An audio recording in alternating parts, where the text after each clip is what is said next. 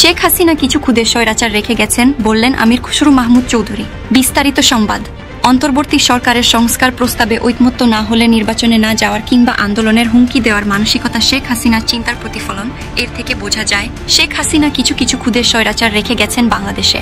আজ বৃহস্পতিবার জাতীয় প্রেস ক্লাব মিলনায়তনে এক আলোচনা সভায় বিএনপির স্থায়ী কমিটির সদস্য আমির খুসরু মাহমুদ চৌধুরী একথাগুলো বলেন।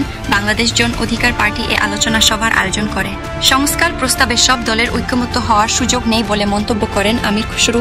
তিনি প্রশ্ন রেখে বলেন, যারা জনগণের উপর আস্থা রাখবে না কিন্তু তাদের দাবি মানতে হবে, না মানলে কি হবে?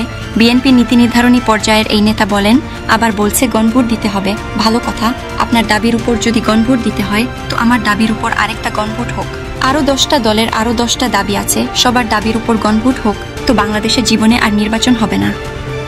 ঐকমত্য না হওয়া বিষয়ে রাজনৈতিক দলগুলোকে জনসমর্থন নিয়ে নির্বাচিত সংসদে যাওয়ার আহ্বান জানান আমির খুসরু।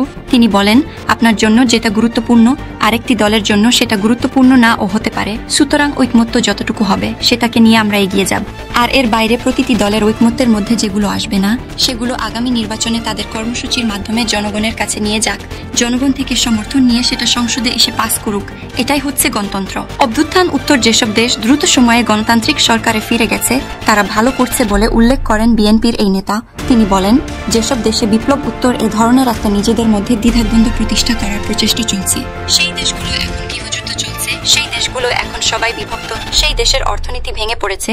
এই সময় দেশের যেসব নাগরিক চাকরি থেকে অবসরে গেছেন বিএনপি তাদেরও অর্থনৈতিক কর্মকাণ্ডে যুক্ত করার পরিকল্পনা করছে বলে জানান আমির খুসরু। তিনি বলেন, কোন গোষ্ঠীকে পৃষ্ঠপোষকতা করে অর্থনীতি চালানো যাবে না, অর্থনীতি সবার জন্য হতে হবে। প্রত্যেক নাগরিক যাতে এই অর্থনীতিতে অংশগ্রহণ করতে পারে, উন্নয়ন কর্মকাণ্ডে অংশগ্রহণ করতে পারে।